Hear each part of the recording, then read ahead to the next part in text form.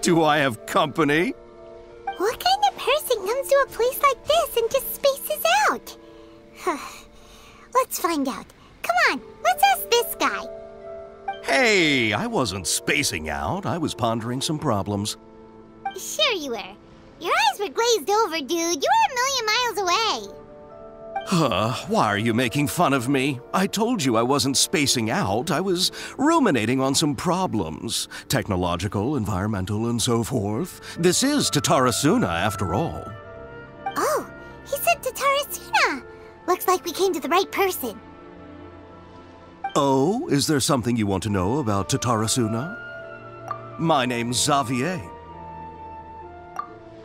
Certainly do. I've researched the furnace here in some depth. If there's anything you want to know, just ask away. Like the back of my hand? Make no mistake, I have been here a good many times before. Not only that, but I've met people in Inazuma whose families used to live in Tatarasuna years ago. They said it's all true, the history here. Oh, well, it's a long story, don't you know? The tale of Tatarasuna starts a long time ago. I'm told that its history is one of the most foremost forging and smelting operations in the nation, goes back around 1,000 years. Still, the furnace has had a couple of serious maintenance issues along the way. A couple? When exactly? One was just in the last few years, the other was several hundred years ago. A fun fact, I'm not the first Fontaine tech guy to come and work on it either. There was a guy back then too. They say he was a mechanic who consulted on a technology upgrade. It seems like the technological collaboration between our two nations goes back a long way. How about that?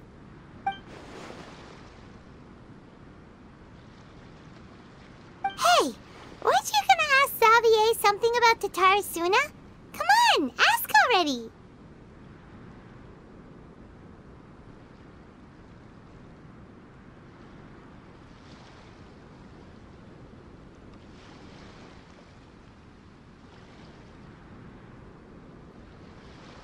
Oh, I didn't realize you two were here for a history lesson.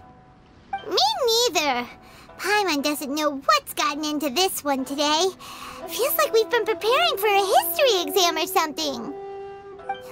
What brought this on? Did you just wake up today with a sudden burning desire for historical knowledge? Sure, go ahead. A kabuki mono? No, I can't say that I have. I do know the word, Inazuman, for those eccentric types who always go around dressed to the nines. Just the sort of person that I'd like to meet, actually. But sadly, I've never had the pleasure, nor have I come across anything to do with a kabuki mono where Tatarasuna is concerned.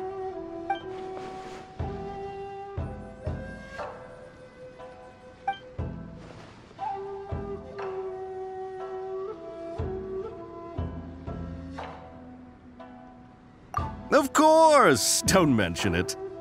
Oh, we're leaving? Okay, bye, Xavier! Oh, you're most welcome. More than happy to help. Farewell.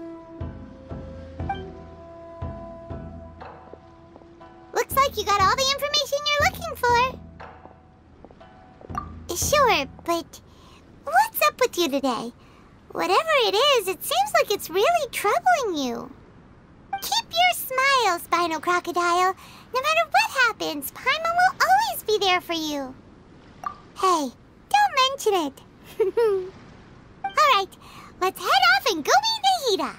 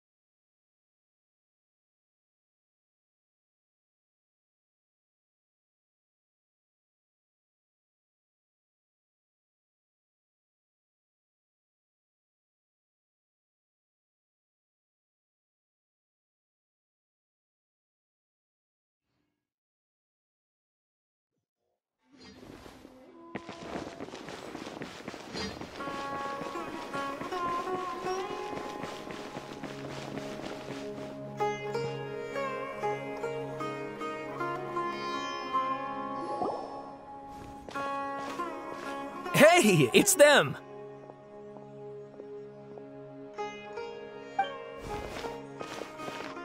Akaba, Sawada, you're still here? Indeed we are. If you have a moment, we'd love for you to join us once more. We have time. What do you want to talk to us about?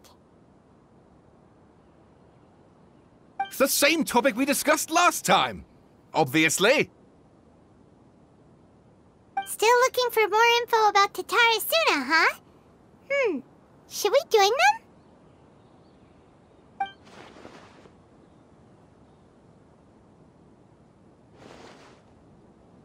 Unfortunately, we haven't made any real progress. Huh? Oh, of course.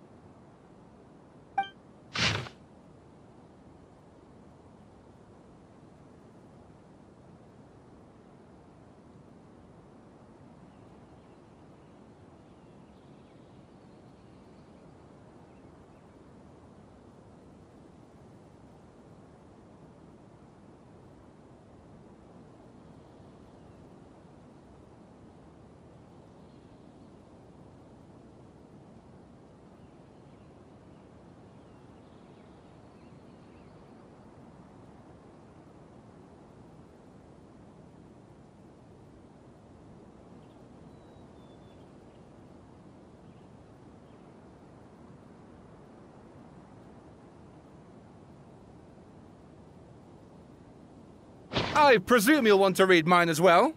Here.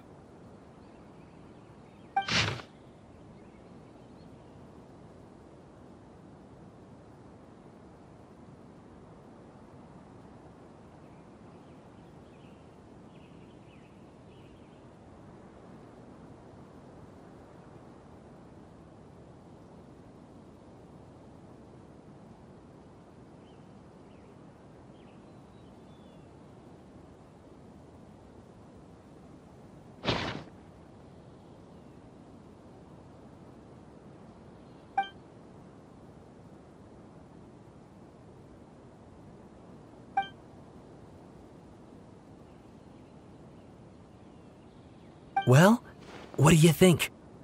Hey, Traveler, remember how last time Akaba was saying how he wished he could gather more information about all this? Well, we just got back from Inazuma, so how about we tell them what we learned? What did you find out? Something big? It's a long story. Basically, we have some friends in Inazuma, and...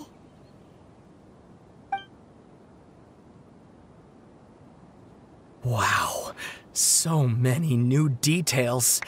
Thank you so much for sharing that with us. Well, well. So it all comes down to one man's desire for revenge. Huh. You heard this from a member of the Amanoma clan, you say? Then I guess it must be true. Ugh. So there's no ghost story here after all. This new information actually lends further credence to my hypothesis. Evidently, swordsmiths were seen as having an incredibly prestigious role in society those days, to the extent that harming them was conceived of, at least by the perpetrator, as a way of exacting revenge against those in power. Yes, okay, point taken, you were right. But that doesn't mean I can't carry on with my novel. And they're back at it. These guys are really into this. Oh, so sorry. Look at us, prattling on about our projects and ignoring you. Thank you so much for the information. You're welcome. See ya. Keep us in the loop if you find out anything else. Will do.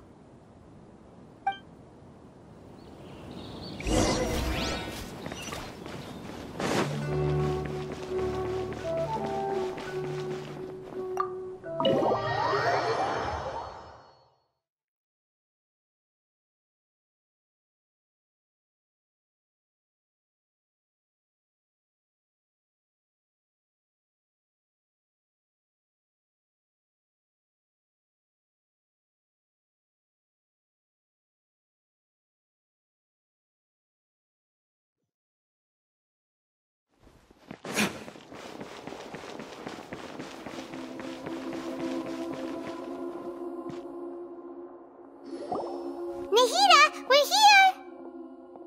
Traveler, Paimon, how have you been? Ugh, where to start? Paimon hasn't had a moment's rest this whole time.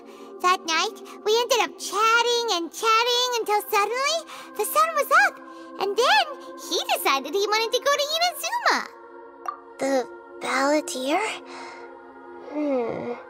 It sounds like some kind of code name.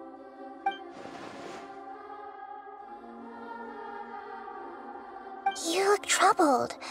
Is there something you need to tell me?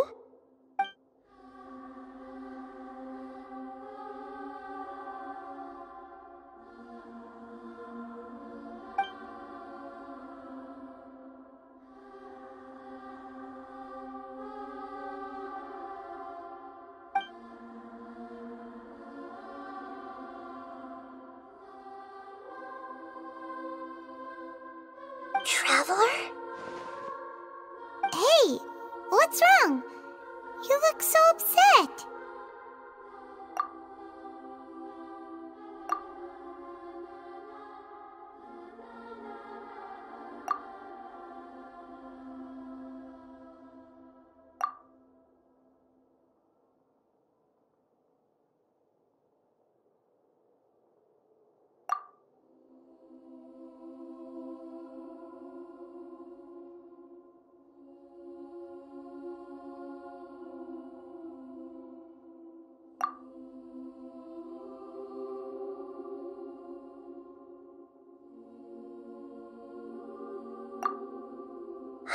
That's quite a story.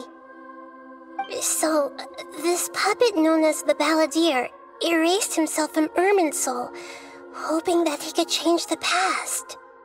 But how was he even able to do that?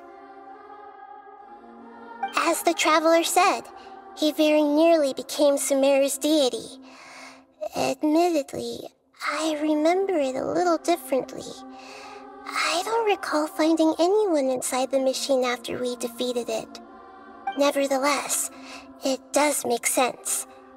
If someone were to successfully erase themselves from Irminsul, the world would change to reflect the new reality. So, you believe this person really existed, and we just don't remember him because... well, because he literally changed the world? Yes. Theoretically speaking, it is possible to do this. But I'm struggling to imagine the kind of person who would dare go through with it. The Traveler comes from a world beyond Teyvat. That's why there's no information about him in Irminsul, and it also explains why any changes to Irminsul wouldn't affect him. So if there's anyone in the world capable of retaining memories from a past that has been rewritten, it's you. It's quite incredible when you think about it. Paimon's having a hard time understanding this Balladeer guy's motivations. Why did he do it? I can only make inferences based on the information we've been given. As for what kind of person he was, only you remember that.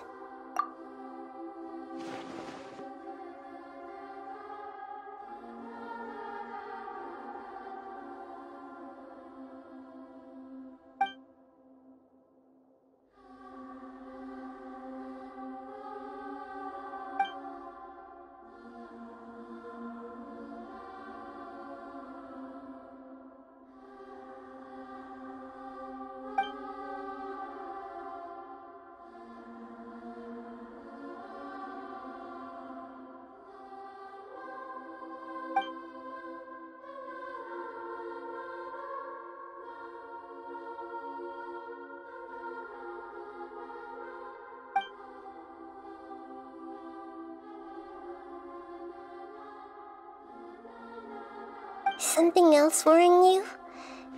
Something that you can't share? It couldn't change the fate of the ones who had died, right? Once the Balladeer realized he hadn't been betrayed after all, it must have completely changed his view of the people of Tatarasuna. Now he saw them as friends again. He couldn't keep hating humans after that, and If he thought there was a chance he could save his old friends, it would be hard not to try. The story makes sense, every part of it. The balladeer tried to achieve godhood with the doctor's help. He was unsuccessful, but retained the power to connect with Irminsul. That power then enabled him to change what was recorded in Irminsul and erase himself, even though he didn't have much strength left. Yeah, it does make sense, but it still ended in tragedy for his friends. It just feels so hopeless. He gave everything to do this, but it seems like he got nothing in return.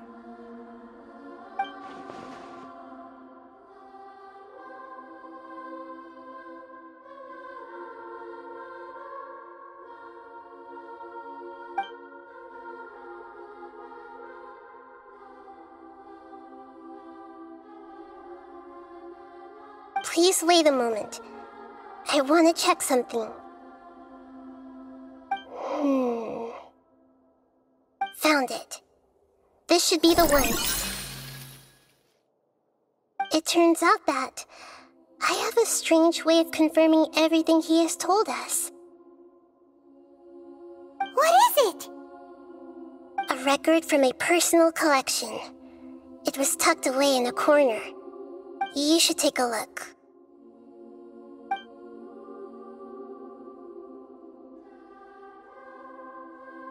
Is this a fairy tale? Who wrote it? I authored this record myself. Huh?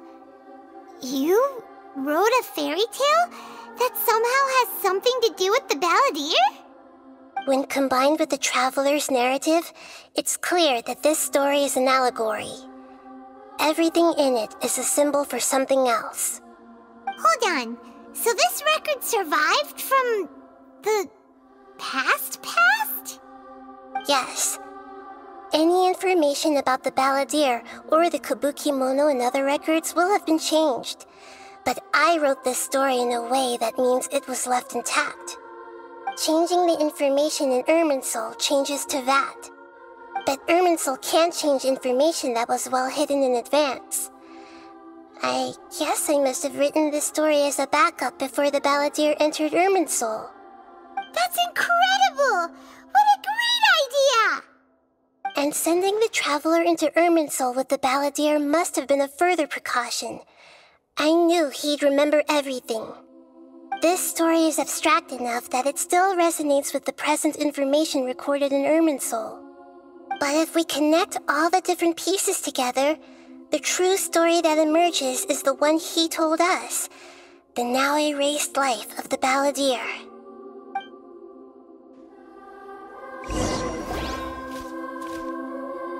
There was once a lone monster draped in fox fur. The monster found a family of foxes, joined them, and they became friends. The monster lived with the family day and night, and everyone treated it as one of their own.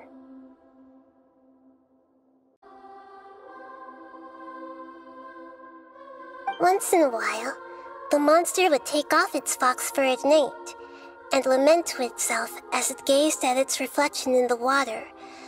I am a monstrosity, yet they are too foolish to see it. I pity them. But the monster soon found solace when another came to live among the foxes who was not their kin. A kitten, carved from the wood of a white tree who had been abandoned by the humans. The kitten too wished to become a fox, but its tail was too slender and it could not grow a coat of richly colored fur. Yet when the other foxes saw this, they spoke words of comfort to the kitten. Even without a tail and fur like ours, you are still one of us. Furious at this happy resolution, the monster lit a fire on the mountain. The terrified animals panicked as the fire spread. The only way to extinguish the flames was to make a sacrifice. A gray fox stood up and addressed the monster. It said, You are the cleverest among us. Surely you can help us find a way to solve this. The monster smiled, led the fox toward the fire, and murdered it. The gray fox's heart was turned into a beautiful drop of water, clear, spotless, and pure. The monster gave the heart of water to the kitten, telling him, "The foxes have decided. You are the one who must be sacrificed. Take this, quench the flames, and die for your fox kin." The fire was extinguished, but the kitten lived. It left that side of the mountain and found a little bird who had a broken wing. The two promised they would spend their whole lives together, but the little bird did not have long left to live. It passed away soon after. After burying the bird, the kitten left the mountain for good. Never again would it cherish a single creature nor a single blade of grass that stood on that mountain. The kitten spent the nights wandering aimlessly, gnashing its teeth at the moon. How it wished to swallow the moon and devour the moonlight. If the world could only return to darkness, then it would finally be peaceful and content. I will become the new moon, the answer to everything. Then, no one will know that there were once birds, foxes, and cats in this world. And no one can know that they were different.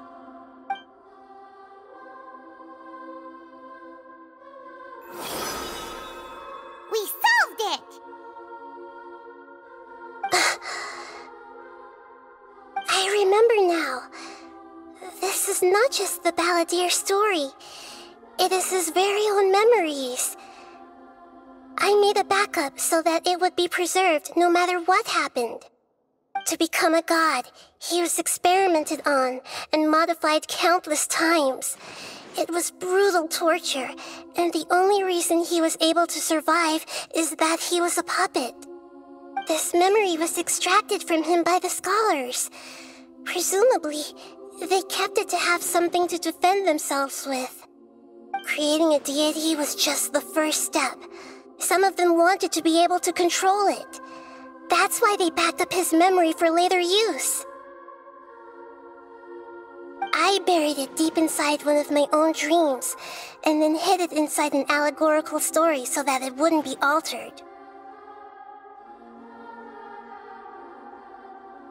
It's hard to believe that this person really existed, let alone that he tried to get rid of us on more than one occasion.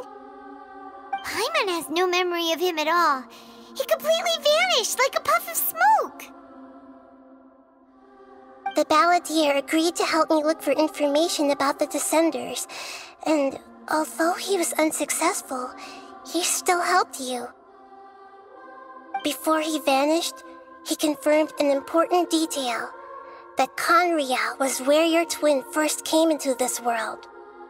We still don't know how the change to Irminsul will affect the senior ranks of the Fatui, but in all likelihood, they won't even remember their own Harbinger. It sounds like Paimon wouldn't like this guy a whole lot if he was still around. But still, Paimon doesn't like the way it all ended that much better. This is why wisdom alone cannot answer all our questions. We look, we see, and we comprehend, but the question still troubles us. So the answer is not everything. People yearn to find the truth and then conquer the troubles they face. When you give someone the truth, you give them a chance to choose their own destiny. To others looking on, this may seem like a pointless endeavor, but for him, the chance to act on his desire to disappear must have meant a lot. Never forget that even when we walk beneath dark clouds along a road filled with suffering, the light of wisdom is always there, guiding us toward a better destination. And that is what you have been doing all along. Yeah, Mahita's right. Cheer up. How about we go get something to eat? We can pick up this heavy conversation again later. Good idea. Paimon, why don't you take him out for a walk to clear his head? You got it! Come on, Traveler! You need to get out of your head for a while. You'll feel much better after taking a walk.